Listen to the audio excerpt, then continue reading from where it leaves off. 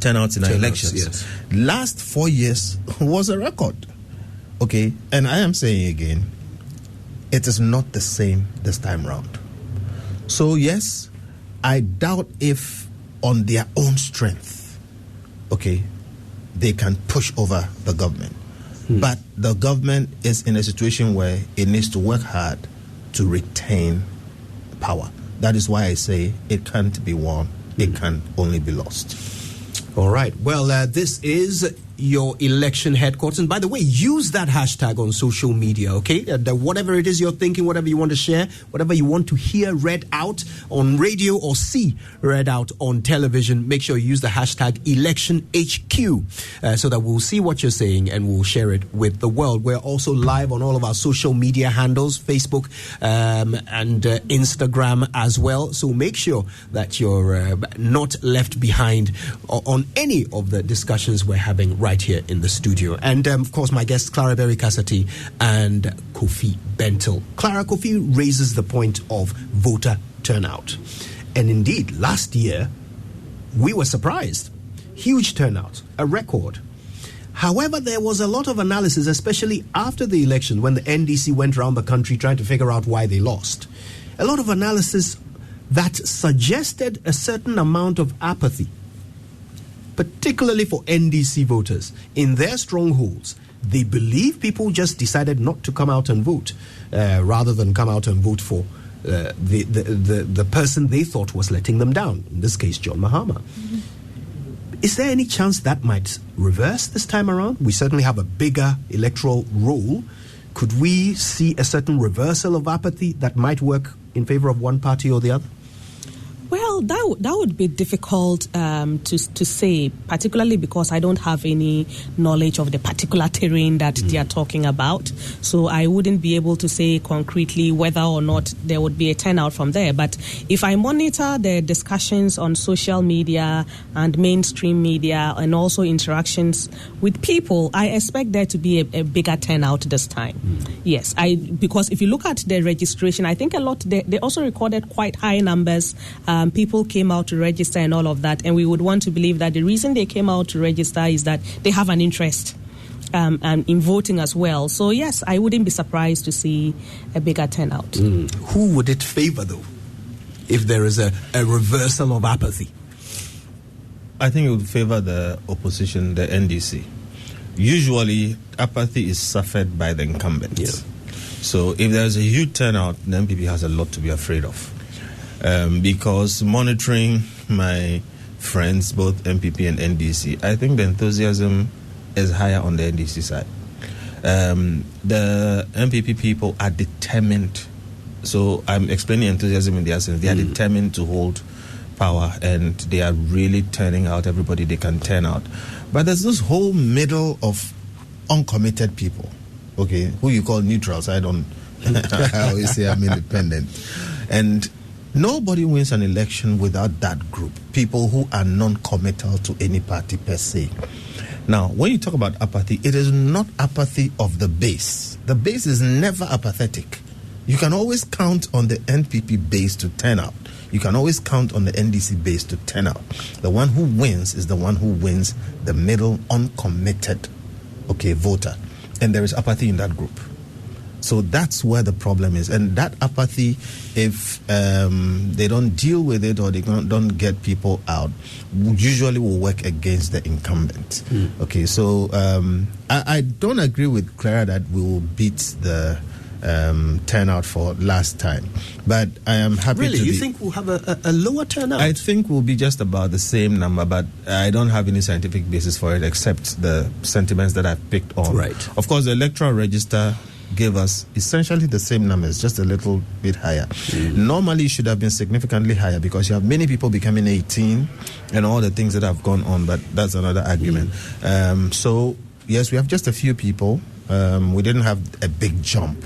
Okay, so essentially the same number of people. So the new people are the 18-year-olds, etc. And everywhere in the world, they don't vote.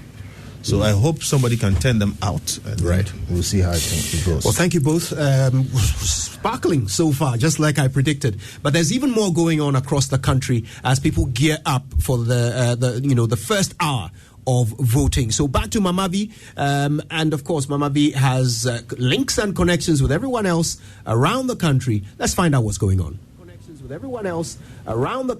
Let's find out what's going on. Exactly, Kojayang Singh from Studio 997. Let's go on the grounds. Manuel Kranting is in the Ayawaso West Wuogon constituency. That's a very interesting constituency, one that we're watching closely. Now, Manuel, what can you report this morning?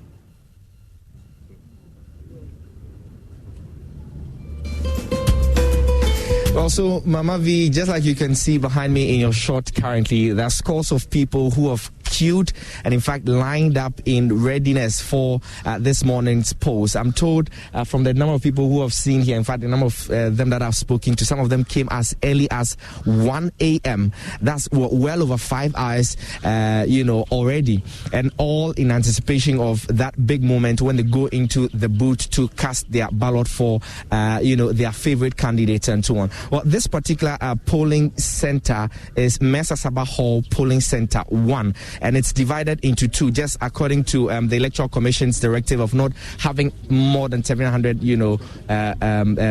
electorate within one polling center. So it's together, the Mesa Saba Hall 1A and B together make up, one of the most populous polling stations within the Ayawaso West Wuogon constituency. A total of 1,019 people are expected to cast their ballots today within this particular polling center. I'm going to take you around, really, just as you can see behind me, a number of them already lined up. I'm going to speak to one of the folks who came really early, around 1 a.m. this morning, to queue and make sure that people do not overtake him, as it were.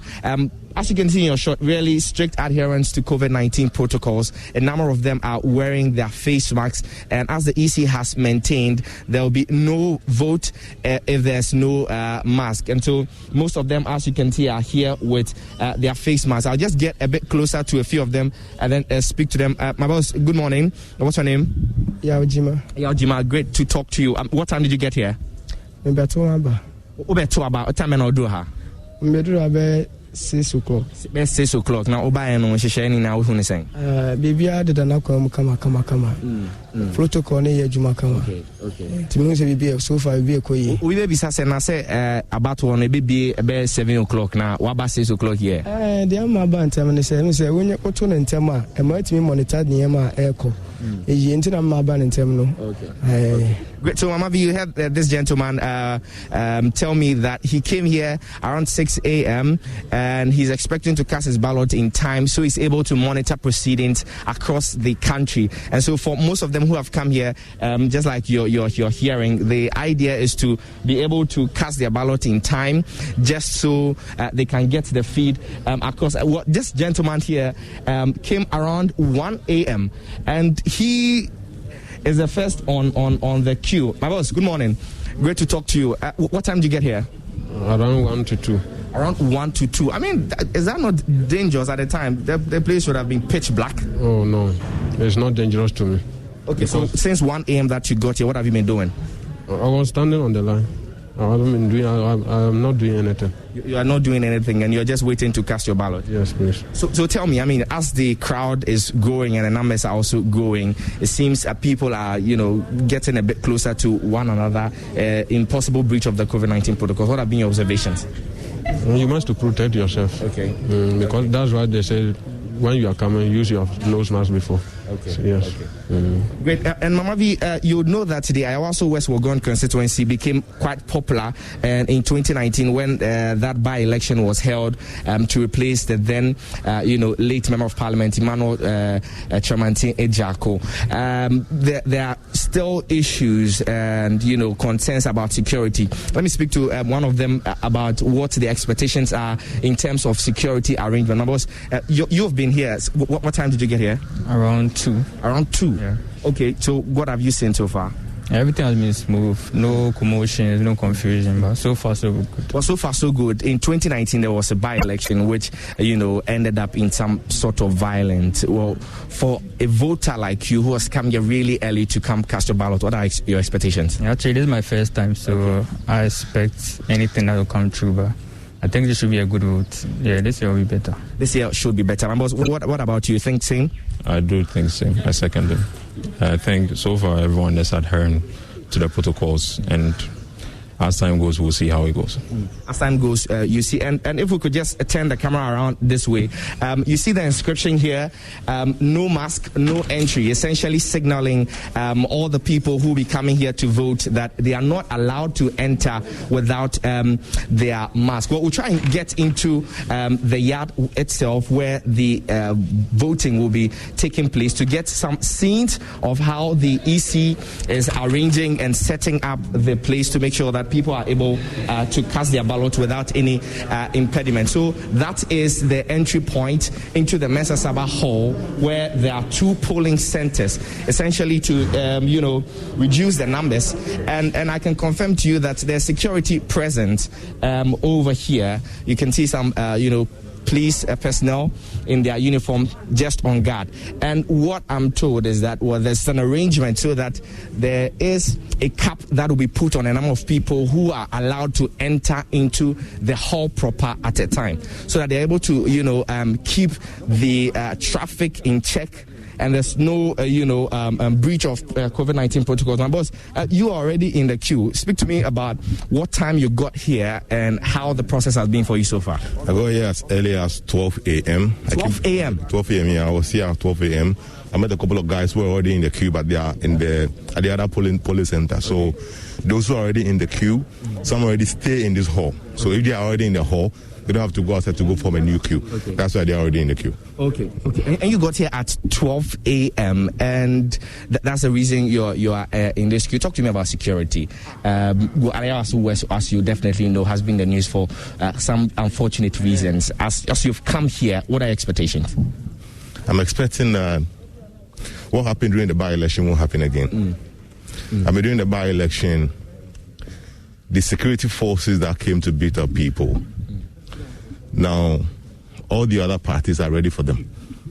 So I'm expecting that they don't repeat that same error again, because it might lead to a lot of chaos. Now, almost all the security forces are all shared to different polling centers, so they might not have that sort of violence here again. But I'm expecting that things will go well, peacefully, because this is Legon. We don't expect any hoodlums to come here and cause chaos. We have the Legon internal security before we have the police people here. So far, there's been no chaos. As you can see outside, the queue is orderly. This place is orderly, and we are all moving peacefully. So I expect that before we end this voting, no harm comes to anybody. Definitely. Good. Thank you for speaking to me. And so this is what you have. And Mama, just before I hand over back to you in the studio, I'm just going to show you visuals of what the electoral commission's officials themselves are doing. Currently, as you can see, the setup is ongoing. And I earlier reported that at exactly 6 a.m., the ballot materials were here at the polling center, and they began setup. So you can see the ballot papers themselves, being checked by the polling agents together with the EC officials, just to confirm and make sure that everything adds up. So, and as we move on, I'll make sure that I will bring you some updates. But generally, here at the Mensa Saba Hall polling center within the Ayawaso West Wuogon constituency, all seems calm with people upbeat. And as you heard, people came here as early as 12 a.m.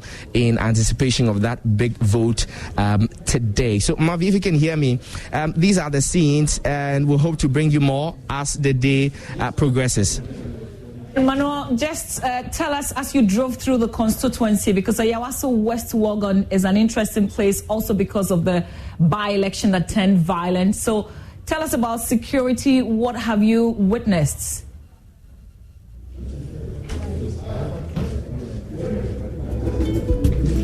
Great. So the line seems to be a bit faint, but if I can hear you, you're asking a question about the security arrangement, and that's indeed something that I've seen. In fact, I've noticed quite a number of security officials. I've seen police, uniformed men and women here. And maybe if we could just try and get you the shot, because we're seeing them patrol the various polling centers. I've told you there are 2 polling centers here, and And ahead of the election itself, both candidates, if you like, the leading candidates within the constituency, I'm talking about the incumbent MP, Madam Lydia Seram Al-Hassan, and then her main contender from the NDC, John Dumelo. We've seen them go on peace walks together, holding hands and shaking hands, urging their supporters to stay calm